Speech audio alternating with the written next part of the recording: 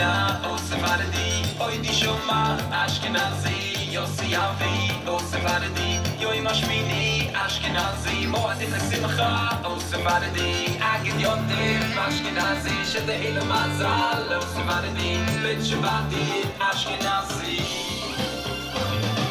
Yalla, yalla, yalili, yalla, yalla, yalili, yalla, yalla, yalili, yalla, yalla, yalili, oh, yalla, yalla, yalili, yalla, yalla, yalili, yalla, yalla, yalili, tanz, tanz, tanz, habibi, yalla. Laya Lili, Yalaya Laya Lili, Habibi. How you doing? Wasn't that great?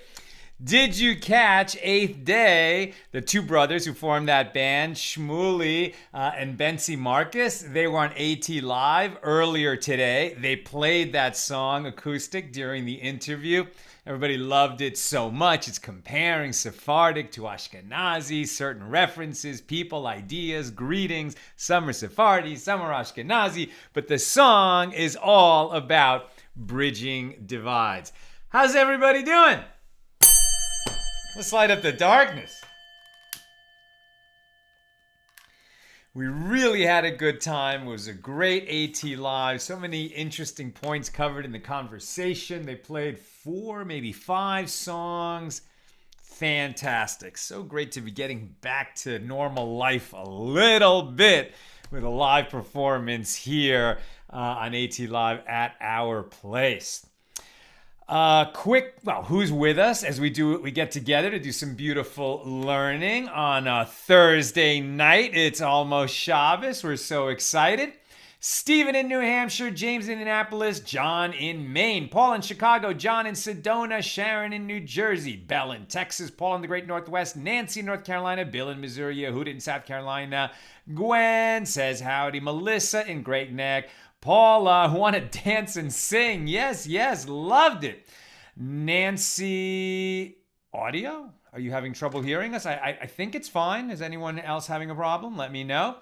I'm not sure what's going on. That song, by the way, Alili is from their album, 8 Days album, Chasing Prophecy.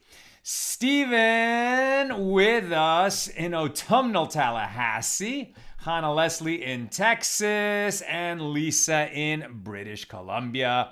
Over there on the YouTube side, Aoife with us from Florida. A quick thought before we get into today's daf, which is page 5 in Tractate Rosh Hashana, the 9th volume of the Talmud. But a quick thought from Living Each Day, Rabbi Abraham Twersky's book with thoughts from our prayers and from the sages for every day. The Mechilta says that the divine revelation at the crossing of the Red Sea was so great that the lowliest person achieved a greater prophetic vision than did the great prophet Ezekiel. Right? So the great prophet Ezekiel, whose prophecy was enshrined in scripture in the book of Ezekiel, our understanding and vision of the third temple, the temple that will be built when Mashiach comes, all from the vision of Ezekiel, Ezekiel's chariot. It's sort of like template for having prophetic vision. And yet, everybody and anybody who was part of the children of Israel crossing the Sea of Reeds during the Exodus from Egypt experienced a vision that was greater than Ezekiel's. And that's why, it's nice when we see movies like the Ten Commandments portray the children walking across on dry land between the walls of water on either side. It's a nice image, but it doesn't begin to do justice to what that experience was really like. It wasn't just that the water was standing on either side. And by the way, like in the Charlton Heston movie, the wall of water was sort of like an endless waterfall with like roaring rapids. Actually, I've read from our sages that it was more like an aquarium. Like, there was not glass there. You could put your hand in, but the water was perfectly clear and like a wall and just being suspended there with no turbulence whatsoever. And you could even reach inside the water and pull out a fish. But that wasn't. But that also, beautiful as that image is, doesn't begin to capture it. It was a mystical experience. God's presence was entirely revealed. Not all of God, but the fact of God's presence was completely revealed to everyone who was there. Not only because there was a miracle of the water parting, but because, like the vision, the way that the hard physical world, where a bell remains a bell and a pen remains a pen, that gave way to the mystical reality of the world, almost like Keanu Reeves in The Matrix, right? When he suddenly sees that everything that he took for granted as reality was actually made, of digitals, zeros and ones. In fact, yes, our world, which seems so, hard and real to us, is actually made of the stuff of God's dreams. And normally that's not revealed to us, but when a prophet experiences prophecy, he can see into that. And everyone who came out of Egypt had that experience even beyond where Ezekiel reached to. Says Rabbi Twersky, so why is it that all those people who had a level of divine prophecy that far exceeded even that of Ezekiel, do we know their names? I mean, we know Moses, we know Miriam, we know Aaron, Nachshon, the son of Aminadab. A few characters are remembered. Korach, not for the best type of legacy, is he remembered? But, there were millions of people there, and most of them, even though they experienced that great level of prophecy, are forgotten from history. Ezekiel is remembered. What is the difference? Says Rabbi Twersky, Ezekiel worked for his prophecy. It didn't just happen to him. He sought prophecy. He prepared himself for prophecy. He engaged in scripture. He engaged in the tradition. He engaged in a desire to experience God and worked toward it, and eventually was rewarded with prophecy. And having had the prophecy, he worked even harder to bring fire back from the mountain and share it with the people of his time. Now, most of us probably, you never know, but most of us probably haven't and may not experience prophecy neither on the level of the children of Israel crossing the Sea of Reeds, nor Ezekiel experiencing, the mystical vision of the chariot. But we have moments. We have moments that are when things become clear, right? That's a gift. That's a divine gift. When you can look at your life and you can suddenly see what's been happening and where it's going and experience a great moment of clarity about yourself as a soul in this world with a mission. And what Rabbi Twersky's telling us is, first of all, we're more likely to experience such a moment if we engage with the tradition, if we view ourselves as souls that are here on a mission and we're looking for clues as to what that mission is, we're much more likely to have such moments. And having had such moments, work to fulfill our mission in this world. So these moments of great clarity, divinely inspired clarity, are more likely to come if we work toward them, and we're more likely to bring that fire back from the mountain and do something with it if we consciously pursue fulfilling our mission in this world. And I would add, that is how we fulfill our mission to be fruitful in this world. Because if it was only about multiplying and having children, it would have been enough to say, you shall multiply. When God said, you shall be fruitful and multiply, I would suggest that bearing fruit is more than just having kids. It's doing what we came into this world to do. Okay, we pick it up at the bottom of page 4. We're in Tractate Rosh Hashana, the 9th volume of the Talmud. We're discussing the laws of Rosh Hashana. We're discussing the first Mishna of the first chapter of this book. And we've been talking about how our sages explain that there are 4 new years in every year. The first is for kings. The second that we're now talking about is the new year of the pilgrimage festivals, meaning, and they have to go in this order, Passover, Shavuos, Sukkot. And we learned yesterday that if you have vowed to bring an offering when the temple is standing, so now you're held accountable for having made that vow. And the Torah commands, you shall not delay in fulfilling your vows. And when do you become guilty of violating the prohibition, you shall not delay? We follow Rabbi Shimon, who said you become guilty when a Passover, a Sukkot, and a Passover, a Shavuos, and a Sukkot have all passed since you made the vow and you haven't brought your offering. And they all have to pass in that order. So if you made your vow after Passover, and then Shavuos passes, and then Sukkot passes, and then the following year Passover goes by, are you now guilty? No, you're not. It's when all three pass in that order. So if you make your vow right after Passover, you have like a whole year and a half in order to fulfill it. We're now discussing matters related to this idea of when do you become guilty for what's the word I'm looking for? For violating thou shalt not delay. As we learned in the Mishna, if one did not bring his festival peace offering on the first day of the festival of Sukkot, he may still bring the festival peace offering during all the festival and even on the last day of the festival. So we're learning out some of these laws from related laws. You're supposed to bring a festival peace offering on each of the festivals. If you go up to Jerusalem, so you should bring the festival peace offering. There's one related to Passover, there's one related to Shavuos, there's one related to Sukkot. If you didn't bring it on the first day of Passover alongside the Paschal Lamb, and festival peace offerings, some of it goes up on the altar, the rest you eat. You enjoy yourself. The whole idea of these peace offerings is that you offer some to God and then you celebrate by eating the rest of that offering, sheep, goat, etc. So if you didn't bring it on the first night, can you bring the festival peace offering on the second night or on the third night, on the fourth night? Yes, you can. All 7 days, the whole week of Passover.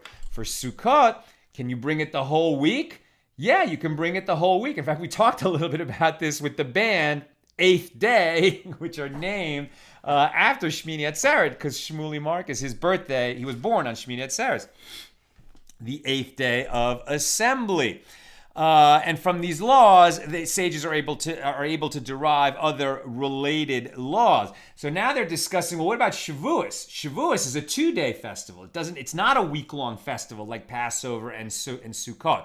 So if you didn't bring your festival peace offering on that first night of Shavuos, when can you bring it? Just the next day? What about the day after that? What about the day after that? Do you have a whole week to bring a Shavuos peace offering even though the festival has ended? That's what they're discussing. And the Gemara answers, well, it is preferable. And then they're discussing, so with respect to Shavuos, yes, you have the whole week to bring it. But do you have 7 days like Passover or 8 days like Sukkot? Now, the 8th day of Sukkot is a different festival, Shmini Atzeret, but you could still bring the peace offerings of Sukkot on Shmini Atzeret.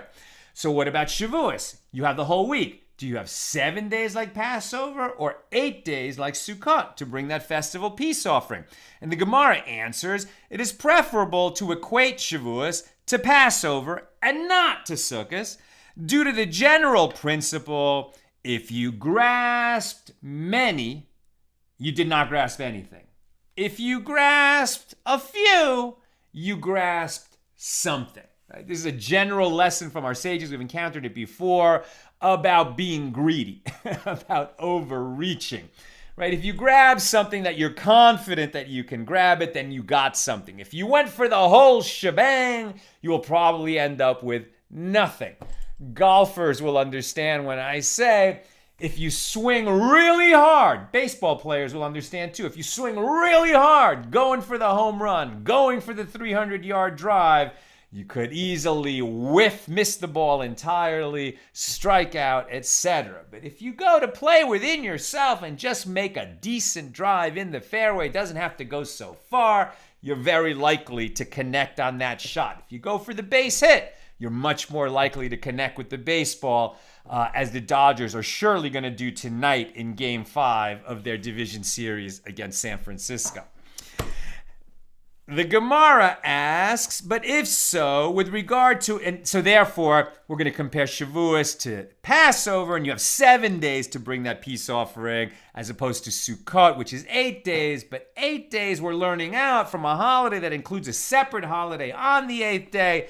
So we can't be as confident that you have 8 days as we might be with saying you have 7 days like Passover. And the Gemara asks, but if so, with regard to what halakha, what law, did the merciful one write the festival of Sukkot in this verse? And the Gemara explains it is to draw an analogy from Sukkot to the festival of Passover with regard to a different issue. Just as the festival of Passover requires remaining overnight in Jerusalem, and only on the following day may one return home, so too the festival of Sukkot requires remaining overnight in Jerusalem before returning home. This is part of the law when the temple is standing and you have to make a pilgrimage festival to Jerusalem for Passover, for Sukkot, for Shavuos. You can't just, pop in, give your regards to the temple and leave, right? You have to actually spend the night in Jerusalem. That's part of the pilgrimage festival.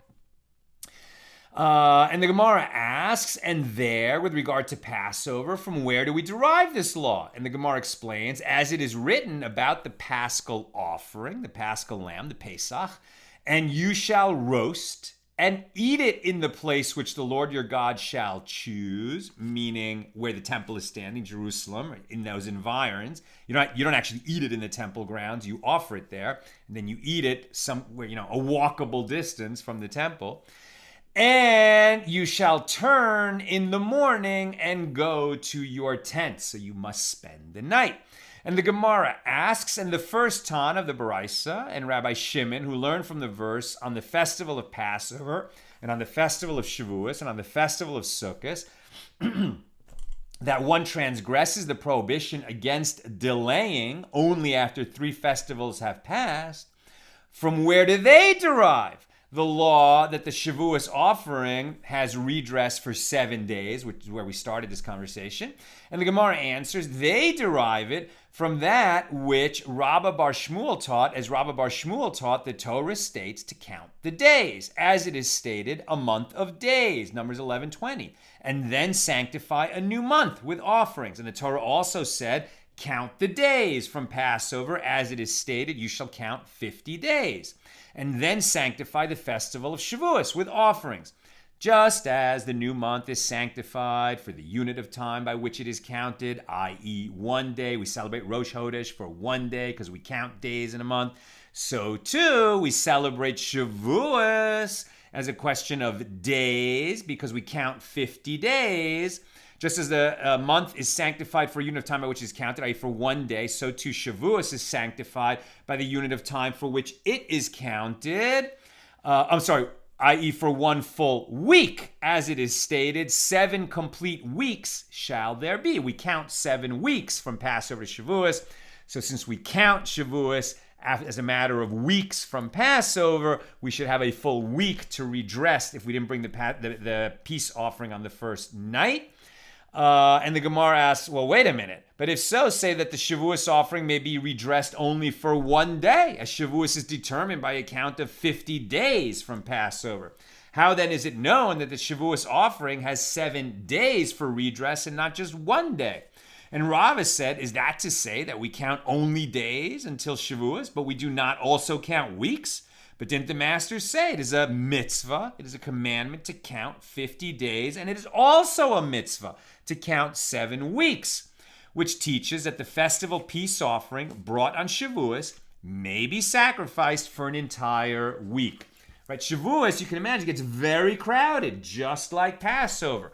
Passover, everyone knows, they have a whole week to bring their peace offerings. Shavuos is just 1 day. It's 2 days outside of Israel, but 1 day in Israel. What if not everybody gets an opportunity to bring their peace offerings in the temple on that 1 day? It's okay. You have 7 days to bring the peace offering. Now that you've made a pilgrimage to Jerusalem, stay a few days, even beyond when it's the actual festival, and you can still bring that festival peace offering. And further, it is written in the verse, the festival of weeks, Shavuos means weeks, which teaches that it is a festival that is established through a count of weeks. We skip a little. We're on the B side of page 5. The Gemara asks, from where are these matters derived? That all the offerings and vows listed above in the Baraisa are subject to the prohibition against delaying. Yesterday we read that all of these kinds of offerings, if you don't bring them in their time and then you delay too long, you're going to be guilty of violating thou shalt not delay. What kinds of offerings? Vows for monetary payment, vows of valuations, dedications, consecrations, sin offerings, guilt offerings, burnt offerings, peace offerings, vows of charity, tithes, firstborn offerings, animal tithes, the paschal offering, gleanings, forgotten sheaves, produce of the corner of the field, obligatory agricultural gifts that must be given to the poor. All of these, once 3 festivals have passed in order, you become guilty of violating thou shalt not delay. If you came liable to bring one, you were supposed to bring it, and then 3 festivals passed in order and you didn't bring it, now you also owe a sin offering because you violated thou shalt not delay. Okay. Now we're saying, the Gemara is asking, from where are these matters derived? That all of those offerings and vows listed above in our Baraisa are subject to the prohibition against delaying. Maybe it's only about guilt offerings and sin offerings. And a vow? What about those other things? Animal tithes and firstborn offerings, peace offerings, vows of charity. Why are all those vows? Why are all those obligations subject to thou shalt not delay? How do we know that they are all subject to thou shalt not delay? As the sages taught in a Baraisa, the verse states, this is Deuteronomy 23:22. When you shall vow a vow to the Lord your God, you shall not delay paying it. From here we're learning if you vow a vow, like it's, first of all, it wasn't obligatory. You chose to make a vow. Okay, now you're obligated because you made a vow, your words matter, and you shall not delay in bringing it. But these other sin offerings, guilt offerings, charity, the firstborn, that was not an optional vow that you took. Those are things that become obligations on you because of the circumstances in which you find yourself. How do we know that they also are subject to thou shalt not delay? Well, the sages are teaching this Baraisa. The verse states, and now let's read the whole verse. When you shall vow a vow to the Lord your God, you shall not delay paying it, for the Lord your God will surely require it from you, and it would be sin in you. Now, from the words, when you shall vow a vow, I have derived only the law in the case of a vow offering, where one says, I undertake to bring an offering, thereby assuming personal responsibility to bring an offering, no matter what happens to any particular animal, right? It's not, I vow to bring this animal as an offering, and then if that animal dies, I'm off the hook, but rather, I vow to bring an offering, so even if this particular animal in front of me is the one I intended, but it dies before I can bring it, I still have to bring an animal to replace it. Okay. That's how we know about the voluntary vow offering. But as for the case of a gift offering, one says, I undertake to bring this animal as an offering, this particular animal, and he assumes responsibility only to bring this particular animal without assuming a general responsibility to bring an offering. Now, from where do I derive that this too is included in the prohibition against delaying? And the Gemara now analyzes the words of Deuteronomy 23:22 that we just read and looks at each component. It is stated here, vow. The word vow is used, a neder. So that's stated in our verse. And now we're going to find that same word, a neder, in another verse in the Torah. And it is stated elsewhere, Leviticus 7:16, but if the sacrifice of his offering be a neder, a vow, or a gift offering, just as there a gift offering is together with the vow and is governed by the same laws, so too here a gift offering is together with the vow and is governed by the same law with respect to thou shalt not delay. And the verse continues, if you vow a vow to the Lord your God. So the phrase to the Lord your God, this is referring to various types of consecrations that are allocated to temple maintenance, assessments, valuations, dedications, and consecrations. Now that it includes the phrase to the Lord your God, anytime you vow to give something to the temple, whether it's an offering or a donation to the temple treasury for the upkeep of the temple, etc., that's all to the Lord your God, and therefore it's going to be subject to thou shalt not delay.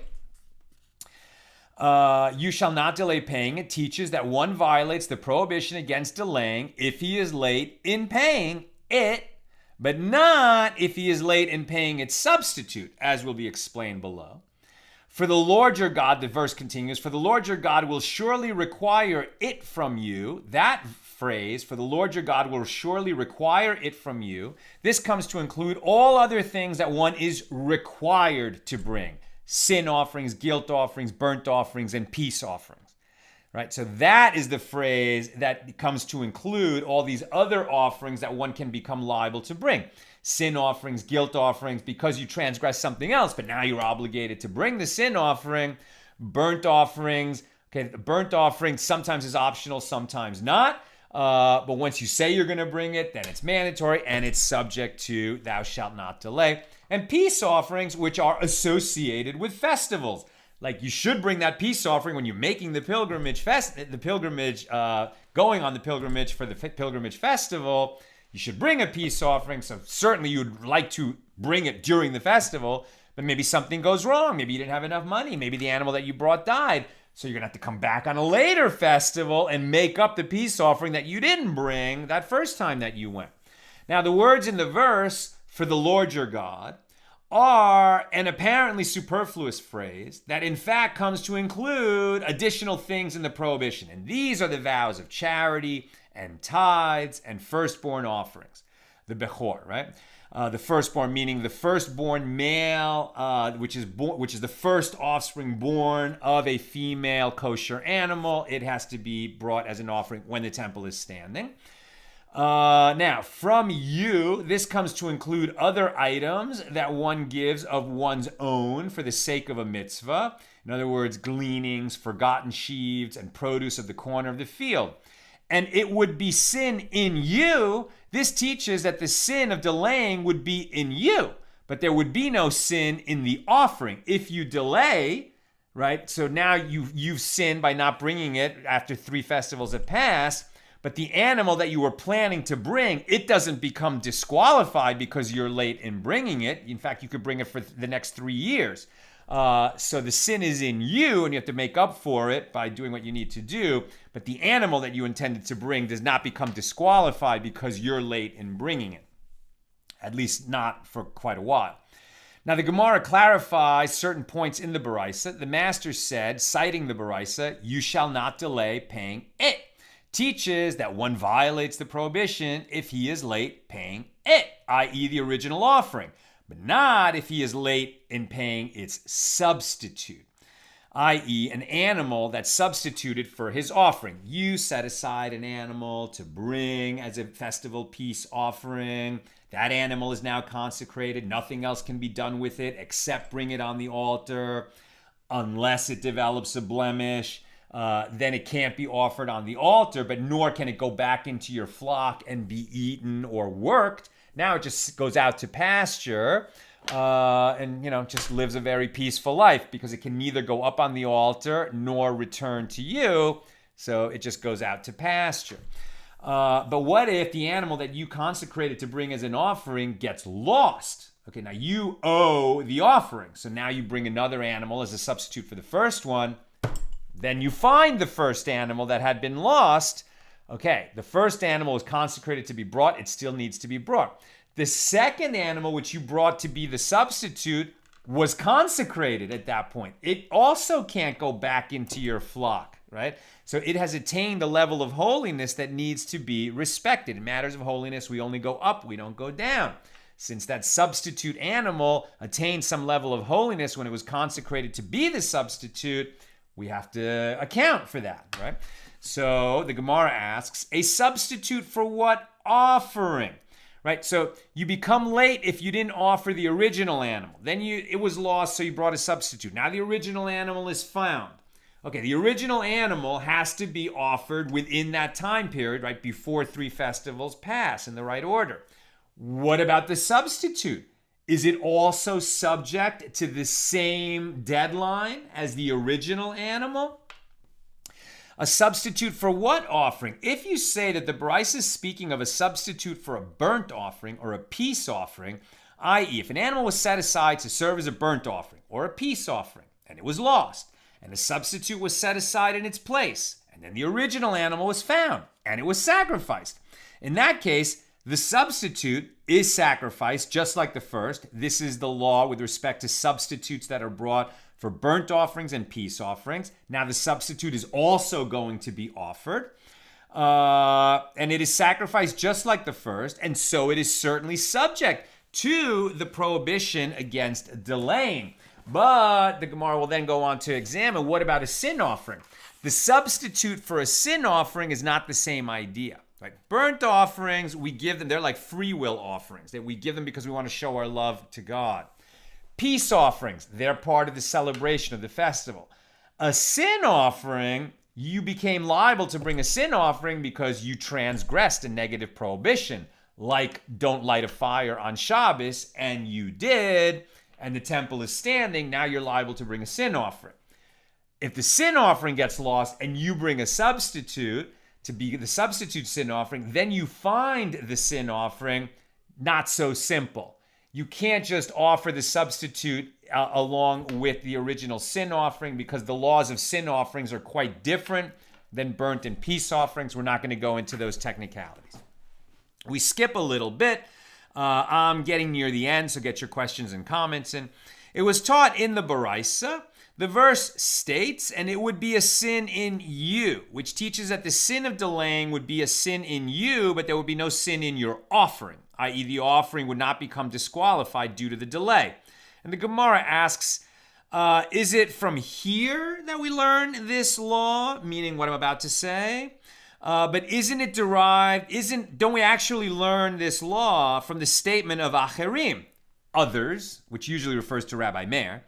As it is taught in a Baraisa, Acherim say, others say, meaning Rabbi Meir says, that one might have thought that a firstborn animal after its first year passed, during which time it was not sacrificed, should be like consecrated things that have become disqualified due to a blemish, and so it is disqualified from being brought to the altar. You should bring that firstborn offering during its first year. But for some reason you weren't able to, you didn't get up to Jerusalem, you didn't bring it. Does it become disqualified? No, it does not. Therefore, the verse states, and you shall eat before the Lord your God in the place which he shall choose to place his name there, the tithe of your grain, of your wine, and of your oil, and the firstborns of your herds and of your flocks. That's Deuteronomy 14:23. Thereby juxtaposing a firstborn, a bechor, animal to the tithe of grain.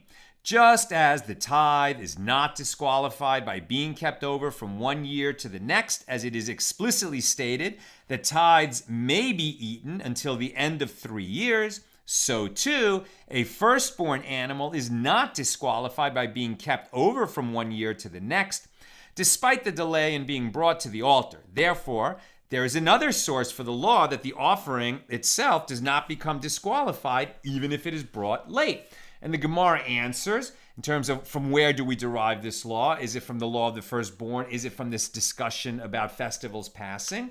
And the Gemara answers, the first derivation cited was necessary. Had the law been learned only from the case of a firstborn animal, it might enter your mind to say that this law, that the offering is not disqualified, applies only to a firstborn, which is not brought for appeasement, i.e. it does not come to atone for any sin, not even for the neglect of a positive mitzvah, but is merely a gift for the priest. But as for other consecrated animals which appease, their role being to atone for the sins of their owners, one might say that they do not appease when brought late. Therefore, the verse teaches us that this is not so. Rather, the other offerings are also not disqualified when brought late. The Gemara says about the phrase, and it would be sin in you, that this comes to teach that there would be a sin in you, but there would not be a sin in your wife. If you delayed to bring this offering during the time that you should have brought it, there's a sin in you. But that's not gonna, be projected onto your household and the members of your household. Your wife is not going to be held to account because you were late bringing this offering. It was necessary to say that the lateness is not imputed to the other members of one's household for the following reason. It might enter your mind to say, since Rabbi Yochanan said, and some say that it was Rabbi Elazar who said, a person's wife dies only because others demand of him money, meaning he owes them, he is in debt, and he does not have means with which to pay, as it is stated about one who commits himself to guarantee a loan. In Proverbs 22:27, if you have nothing with which to pay, why should he take away your bed from under you? And this verse warns one who takes a loan that incurring debt may result in one losing the very sheets that he sleeps on to his creditors. Don't go into debt if you can avoid it. You might end up losing your shirt, your sheets, everything. And the Gemara actually goes even further and understands this homiletically.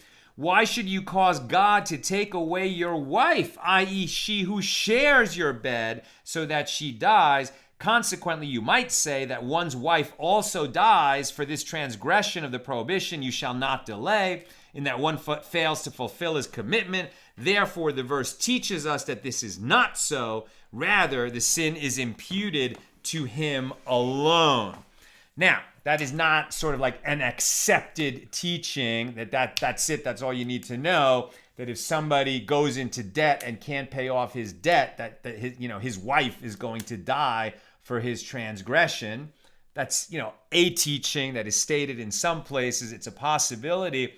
But if you actually just look at simple, action and reaction, truth and consequences, it may not be that heaven is going to intervene and take your wife from you and from this world because you have debts you can't pay off.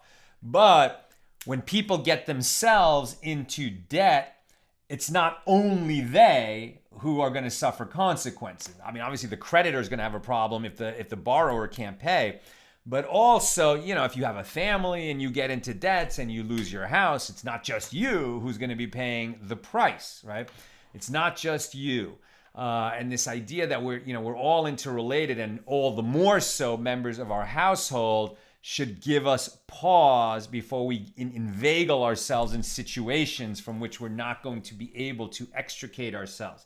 So perhaps, we're living a lifestyle that's just kind of reckless and we don't care about, debts we're running up. But if we think, what are the consequences of that behavior going to be, not just on me, but the people I love, or God forbid somebody gets in debt, right? And he had a loved one guarantee the loan. I mean, it's going to be massive consequences for the guarantor, right? We got to understand that our actions have consequences, not just on ourselves, but the people around us. And that should give us the motivation to conduct ourselves accordingly. All right, let's go to comments and questions.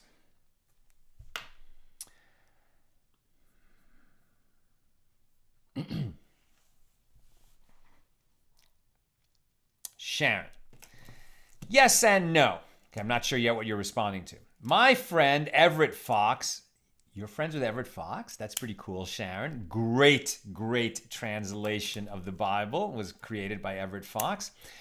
My friend Everett Fox was a consultant to the film Prince of Egypt, and it draws from Midrash, but not in Torah event order. In other words, for example, Micha Mocha is sung in the film during the crossing, but is after in the Torah.